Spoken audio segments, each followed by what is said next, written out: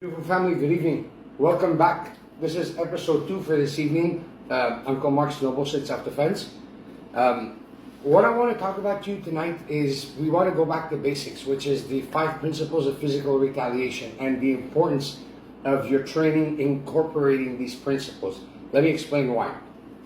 Sorry, this side of my face doesn't work, so I always have to do this because I'm drooling.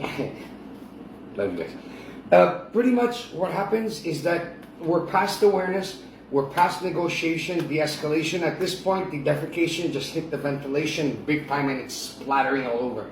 You have to get physical. You've done your best to de-escalate, it didn't work.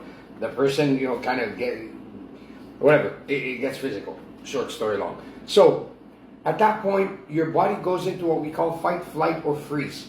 So, in other words, anything that's acquired, that's learned, like, fine motor skill flies out the window.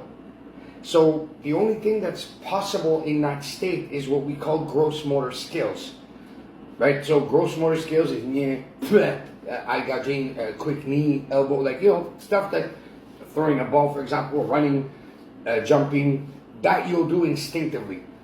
There's other things that require dexterity, forget it, not happening, right? So in that state, if you base yourself on moves or set techniques, imagine my favorite move is jab, reverse, elbow, or, jab, reverse, hook, whatnot, you name it. If I go jab, the person ducks, where's my reverse hook? Not happening anymore. I'm going to freeze. Once I freeze, I'm opening a can of worms that I don't want to open, right? So by conditioning your mind to kind of incorporate those 5 principles, which are economy of motion. I mean, hell, we use it every day. If I go shake your hand, no, I just go shake your hand, period. If I reach for a glass in the cupboard, same thing. I don't, kind of do any prior move. I just open the cupboard, reach for it.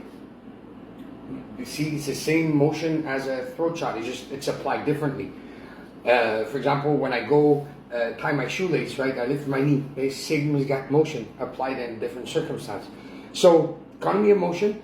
Non-telegraphic movement, right? You don't want to telegraph your intention to your adversary. Surprise is a big element in self-defense. Because again, it's not about ego. It's like, what? Get the hell out of here, right? You save yourself and of course call 911.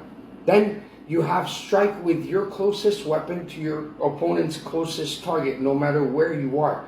So when you do drills with your partner or your training, at one point freeze. Whatever position you end up in, freeze. And I want you to ask yourself the question, okay, what is my closest weapon to kind of your closest target? What do I have access to? And, do it slowly, incorporate it in your training, and you'll see what I mean. It changes the way you do things. Then after that, you have tactile sensitivity at close range, right? There's movement, the hand is quicker than the eye, under 3 feet. So the only way you're able to interpret the opponent's energy is through the sense of touch. That drill we used to do back in the day, put your hand like that, I'm going to tap you, stop me. Not happening, right? The only way they'd be able to do that is just to keep a light touch on my hand, and when I go hit them, they feel it and then jam it. That's tactile sensitivity. Imagine somebody trying to tickle you and you're kind of moving and redirecting. That's also tactile sensitivity, just applied under different circumstances.